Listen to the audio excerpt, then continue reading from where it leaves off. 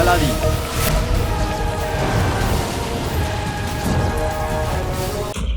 ছোট্ট লাগে এই ভূমি, ছোট্ট লাগে আকাশ। আমার পাজামা হলো এত বড় যে ঢুকে পড়বে পুরো দুনিয়া। চিনু, আমি একটা সুন্দর কবিতা বলতে যাচ্ছিলাম আর তুই সব খারাপ করে দিলি। মা, জিনু, তুই এই পোশাকে কাজ কি করে করবি? তোর তো আলাদিনের মতো পাজামা পরা উচিত ছিল। মা, আমার কাছে এরকম পাজামা নেই। আর যখন আমি পাজামা পরি এমন মনে হয় যে আমার পা দুটো ভাগ হয়ে গেছে। তবে এই পোশাকটা ভালো না? আরে জিনু, আমার ভাই, খুব ভালো লাগছে। দেখিস, খনি তোকে দেখেই নিজে নিজেই ঘুরে যাবে। সত্যি? না। জিনু, তুই কার কথা শুনছিস? এক মায়ের কাছে তার সন্তানকে সব পোশাকে সুন্দর লাগে।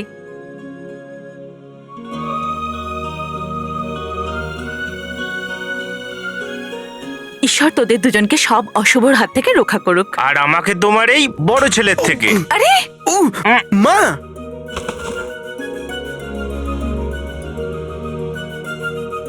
দেরি হয়ে যাচ্ছে, যা।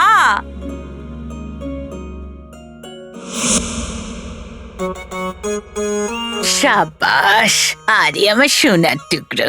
কত দুর্বল হয়ে গেছে আমার ছেলে। গুল্লু বাবা, এইভাবে ঘরে বসে বসে কতদিন খাবে বাবা? বাবা, কোনো তাড়া নেই। 4-5টা পরোটা আরো বানিয়ে দাও। 4-5টা? হ্যাঁ। এক্ষুনি বানিয়ে আনছি। 3, 4, 5। বাবা, আর খাবি? কোনো তাড়া নেই। খনি কি তোর বাবা গিয়ে খুঁড়বে? আমি সব জানি। ইচ্ছে করে তুই দেরি করছিস। প্রথম কথা তো এটা, তুমি পিঁপড়ের বাড়িও খুঁড়তে পারবে না, খনি কি করে খুঁড়বে? আর দ্বিতীয় কথা তো এই, আমি তেলের খনিতে কাজ করব না, করব না, করব না। ওখানে আমার এই চেহারা, এই সুন্দর মুখ পুড়ে গেলে? বাবা, আরে রে রে রে রে। গুল্লু, আমার সোনা, আমার কথা শোন। তোর মা অনেক সুপারিশ করে তোকে কাজে লাগিয়েছে। দেখ, সোনার আসর ফির দিব্যি। তোর মা তোকে কথা দিচ্ছে, তোকে ওখানে গরিব মজদুরের মতো কাজ করতে হবে না। সোনার আসার ফির দিব্যি মা, কিছু না কিছু তো কাজ করতে হবে। আমি তোমার মতো অলসই থাকবো? খুব ভালো আমার ছেলে। মা, দেরি হয়ে যাচ্ছে, ফিরতে সন্ধে হবে। আরে চল চল।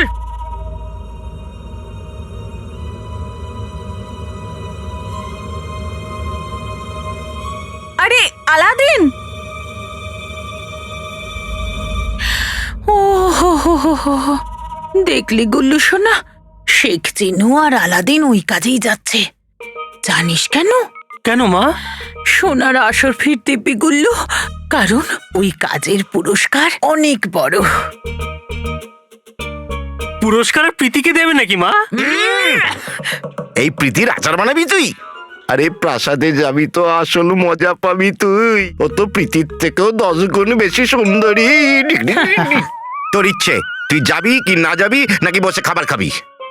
পুরস্কার তো ভাই তোর ভাই নিয়ে চলে যাবে। হ্যাঁ গুল্লু। না না না না না ভাই না, আমি যাবো, আমি কাজ করবো। আমি সাবাস আমার সোনা, আমি জানতাম তুই নিশ্চয়ই যাবি। এক কাজ কর, তোর মা তোকে দুটো নয় একটা, তাও আসল আসর ফি দিচ্ছে। টাঙ্গা গাড়িতে যাবি, তাহলেই আগে পৌঁছবি। আমরাও আসছি। যা যা, জয় হোক তোর। কিন্তু মা, যদি আমার চুল খারাপ হয়ে যায়? এখনই চুল তোর ঠিক করছি, দাঁড়া। বাবা বাবা, ও, আরে খুব দরকারি জিনিস আনতে ভুলেই গেছি, দাঁড়া, আমি এক্ষুনি আনছি। আমি মায়ের সাথে যাচ্ছি, তুমি এখানে দাঁড়াও।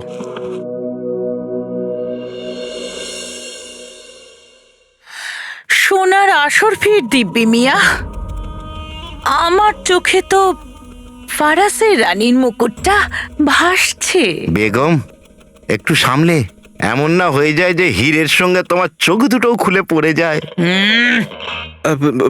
আমি জানি কাকি, আমি তোমাদের জন্য ফরাসের রানীর মুকুট আনিনি, কারণ কারণ ওখানে অনেক বিপদ ছিল, ভয়ঙ্কর সেপাইরা ছিল। ওদের থেকে বেঁচে বেরোনোটাই আমার কাছে অনেক বড় ব্যাপার ছিল। ও হো হো হো হো, তাই নাকি? তোর লাগেনি তো শোনা? সোনার আসর ফির দিব্যি আলাদিন, তুই অনেক কষ্টে বেঁচেছিস। এটা তো খুব খারাপ হলো, কিন্তু তুই তো বেঁচে গেলি, কিন্তু তোর মাকে কে বাঁচাবে? তুই ভাব আলাদিন, ওই খনিতে তুই পরিশ্রম করছিস, কষ্ট করছিস, আর এখানে রুকসার বাড়িতে একা, আর তার উপর নাজনীনের ছায়া। কি মায়া!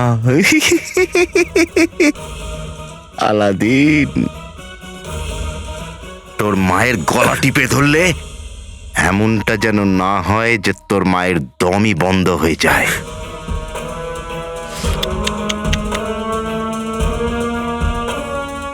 তোমরা তোমরা আমার মাকে নিজের মতো ছেড়ে দাও। কালকে আমি তোমাদের জন্য মুকুট আনিনি, কিন্তু আজকে রাতে ফারাসের রানীর মুকুট তোমার মাথায় থাকবে। যদি তুই মিথ্যে কথা বলিস তাহলে আমাদের থেকে খারাপ কেউ হবে না। এই, এই, বাবু, মন দিয়ে কাজ করবি। শোন, আমাদের সিন্ধুকে আজ রাতে ফারাসের রানীর মুকুট যেন থাকে, বুঝলি তাড়াতাড়ি কালো? আয় জিনু।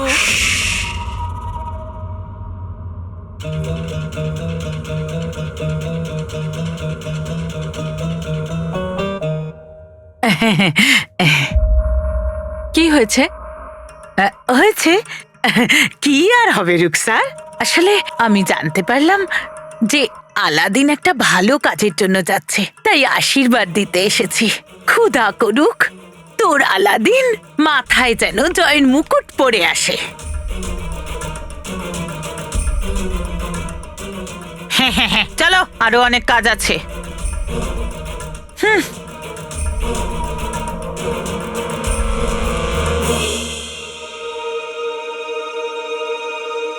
তুই এত ভয় পেয়ে কেন আছিস? বৌদি কিছু বললো বুঝি?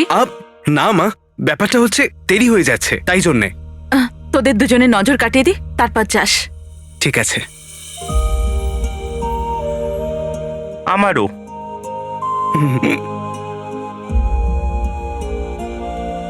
নিজেদের খেয়াল রাখিস। ধন্যবাদ মা, খুদা হাফিজ। খুদা হাফিজ। ওয়েল হাবিবি, ওয়েল হাবিবি, ওয়েলে ওয়েলে ওয়েলে হাবিবি। ওমরকে আমি বহু বছর ধরে চিনি। ওর মতো বিশ্বস্ত আর বাহাদুর সেপাই আমি আগে দেখিনি।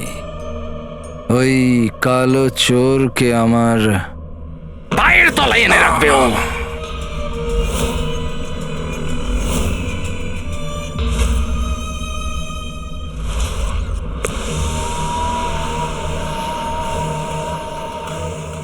যদি এরকম হয় তাহলে আশ্চর্য প্রদীপ আমার কাছে থাকবে।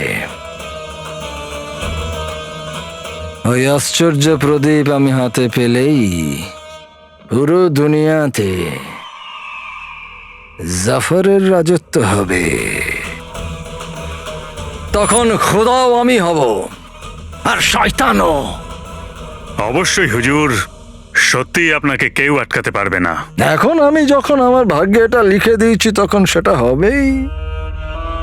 তারপর কালো চোরও আমার কাছে বন্দী থাকবে। এবার শুধু প্রিয় রাজকুমারীকে তার জায়গাটা বোঝাতে হবে। ও এই কথাটা তো বুঝুক যে গোফর সঙ্গে টক্কর নেবার পরিণতি কি হয়। হুর হুর গুফো। হুজুর, রাজকুমারী তো আপনাকে দেখে পাগল হয়ে যাবে। আপনি ওনার জন্যই তৈরি হচ্ছেন। না মূর্খ, আমি আমার সব থেকে প্রিয় খেলাটার জন্য তৈরি হচ্ছি। মৃত্যুর খেলা। হুজুর, রাজকুমারী তেলের খনির দিকে যাবার জন্য প্রস্তুত। উনি আপনার জন্য অপেক্ষা করছেন। খুব ভালো। টাকলা, তুমি জানো তো কি করতে হবে?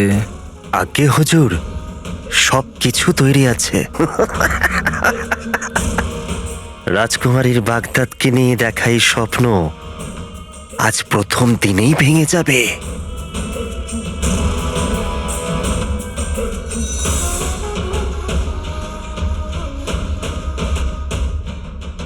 জাফরের সঙ্গে যে লাগবে মাটিতে মিশে যাবে।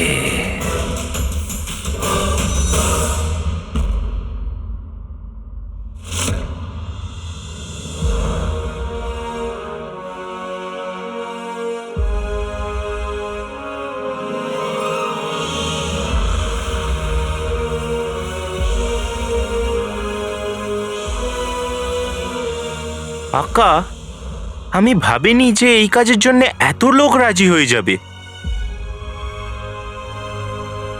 জেনু, সব দেশের উন্নতি তাদের জনগণের হাতেই থাকে। আজকে আমরা যখন সবাই পরিশ্রম করে এই তেলের খনি খুঁড়ব, তখন দেখবি দুনিয়ায় আমাদের দেশ সবার থেকে এগিয়ে থাকবে। তেল নিয়ে নাও, তেল নিয়ে নাও।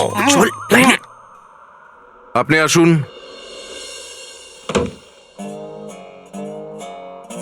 নাম? হ্যাঁ বলুন। নাম? আলাদিন। নাম তো শুনেছেন নিশ্চয়ই। আলাদিন? না, আমি তো শুনিনি। এখন শুনলেন যে? আর আমি জিনু, এর ভাই। ও বলতে চাইছে শেখ জিনু। হ্যাঁ হ্যাঁ। ঠিকানা বলো। 3 নম্বর ঘর, 7 নম্বর বাড়ি, মেহেরবান গলি, পাড়া আলবুজ, বাগদাদ। আপনি ওই বড় খেজুরের গাছটা দেখেছেন? ওটা আমাদের বাড়ির কাছেই, এত কাছে যে খেজুর আমাদের বাড়িতে এসে পড়ে, এত কাছে। এখানে কাজ করার মতো লোক চাই। খেজুর খেতে হলে নিজের বাড়ি যাও। ক্ষমা করবেন, পরের বার আমরা ঠিক খেয়াল রাখবো। এই নাও, নিজেদের হাতে বেঁধে নাও। এটা তোমাদের পরিচয় তকমা, হারাবে না এটাকে। হ্যাঁ। আচ্ছা, ওই পাহাড়টা দেখতে পাচ্ছ পাশে? হ্যাঁ, ওখানে গিয়ে দাঁড়াও, অপেক্ষা করো। হ্যাঁ নিশ্চয়ই। ধন্যবাদ। এই নে, তাড়াতাড়ি বাঁধ। না, তুমি আগে। বড় কে, আমি না তুই? তুমি তো বাঁধবে কে? ঠিক আছে। এই নে, তাড়াতাড়ি তাড়াতাড়ি।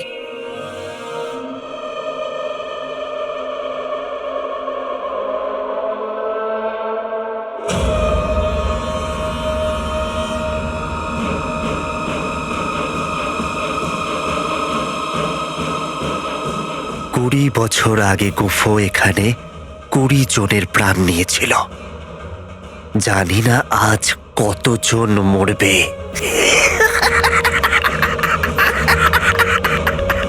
আকা, আকা, আকা, কি ভাবছো? ওই পাহাড়ের উচ্চতা মাপছো? না জিনু, এটাই ভাবছিলাম যে এই কাজটা যতই কঠিন হোক না কেন, আমাকে আমার বাবার সত্যিটা জানতেই হবে। তখনই মা শান্তি পাবে। তাহলে এতে তো ভাবার কি আছে? তোমার ভাই জিনু তোমার সাথে আসে, তুমি যা চাইবে আমরা একসঙ্গে সেটা করব। খবরদার! আকু, নাজু, খবরদার! এখন আমি যা বলতে যাচ্ছি তোমাদের সেটা মন দিয়ে শুনতে হবে। আমি হলাম সুবেদার আকবর।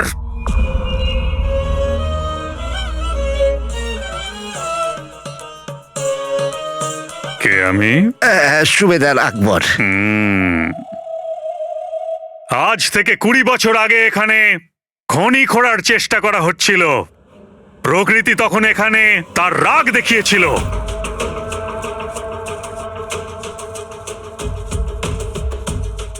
এই জন্য এবার আমরা আমাদের কাজ শুরু করার আগে প্রার্থনা করব যাতে খোদা আমাদের ওপর দয়া করে।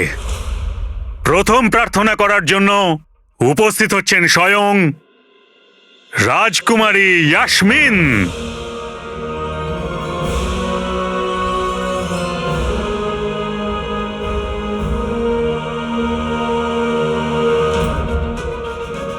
হায় আল্লাহ, আমার বৌমা। যাক গেল। ইয়াসমিন? কে আসছে? রাজকুমারী ইয়াসমিন? আর হ্যাঁ, সবাই এই সীমার পেছনে থাকবে, বুঝলে? কেউ যদি এর আগে আসার চেষ্টা করে তাহলে তার শিরচ্ছেদ করা হবে। চলো। চল।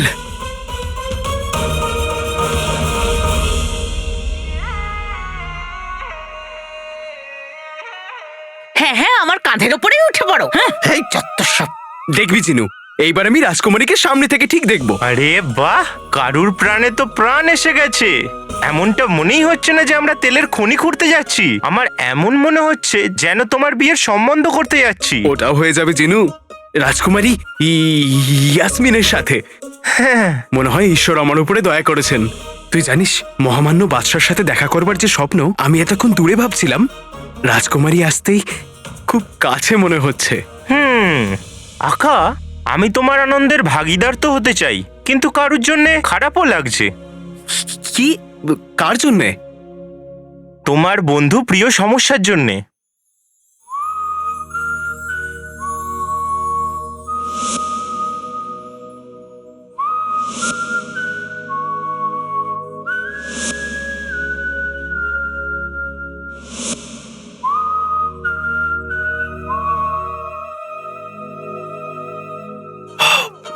নকল চোর? হ্যাঁ, তোমার নকল চোর। আমার নকল চোর কি জিনু? ভালো বন্ধু ব্যাস। কিন্তু রাজকুমারী, রাজকুমারী তো আমার জীবন, যাকে নিয়ে আমি আমার সব স্বপ্ন দেখেছি। স্বপ্ন তো ছিল আকা, কিন্তু সত্যি হলে এটাই যে প্রিয় সমস্যার মনের মধ্যে তোমার জন্য আবেগ আসে। যাই হোক, ওই বেচারি আর কি করে জানবে, উনি যার স্বপ্নে হারিয়ে গেছেন সে রাজকুমারী ইয়াসমিনের স্বপ্নে হারিয়ে গেছে।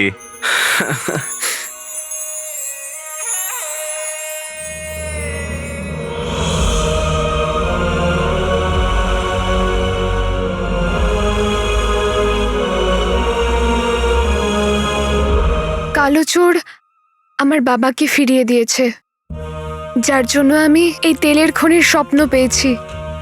ও আমাকে পথ দেখিয়েছে প্রীতি, আমার বাবার স্বপ্নের দিকে চলার পথ, বাগদাদের ভাগ্য বদলে দেওয়ার পথ। আচ্ছা, ওই খনি খুললে পরে কালো চোরকেই পাওয়া যাবে না তো?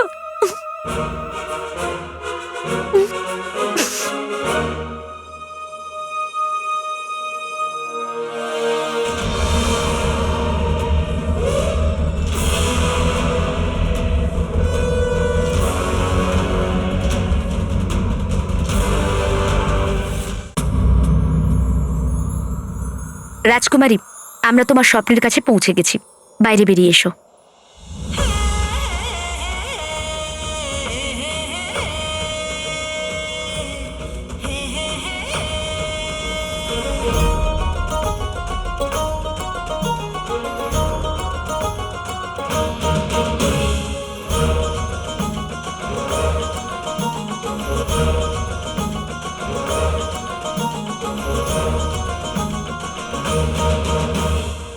এই দেখ প্রীতি, এটা হলো আমার স্বপ্ন। এটা ছাড়া আমি আর কারোর কথা ভাবি না। রাজকুমারী, আমি রাজকুমারীর সঙ্গে একান্তে কিছু কথা বলতে চাই। আগে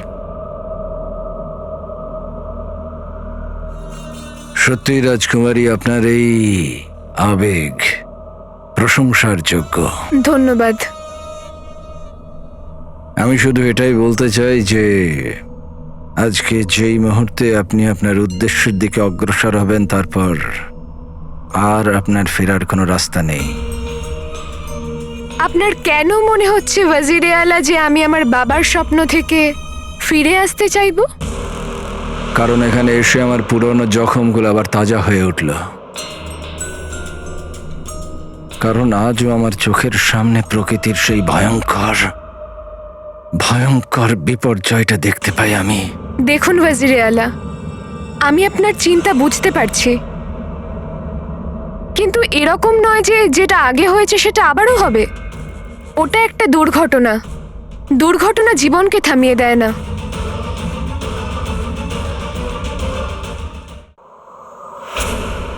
আমি আপনাকে সম্মান করি ওয়াজিরে আলা, কিন্তু আমি আমার দেশের জনগণের ভালোও করতে চাই। সেই জন্য আজকের দিনে আমি এসব শুনতে পারবো না। আমি বাগদাদের সুলতানা হতে চলেছি। বাগদাদের জনগণের খুশি আমার দায়িত্ব, যার জন্য এই তেলের খনি আমি বাগদাদে করেই ছাড়বো। আপনার এই সাহস আর চিন্তাধারা দেখে আমি এটাই বলতে পারি যে আমি আপনার সঙ্গে আছি।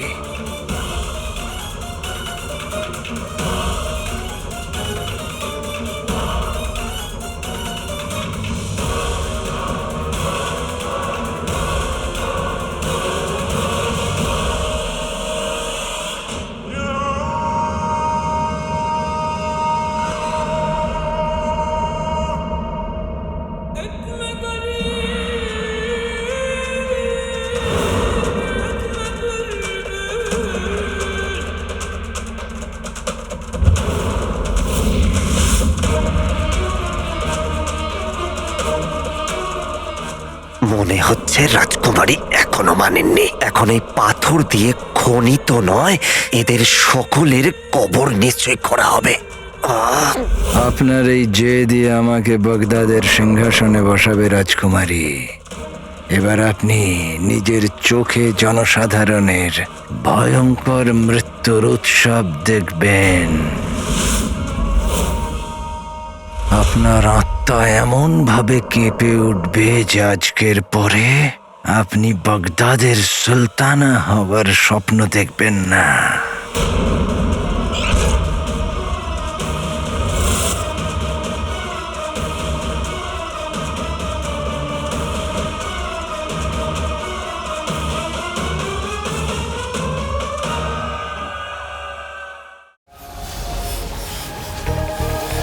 আলাদি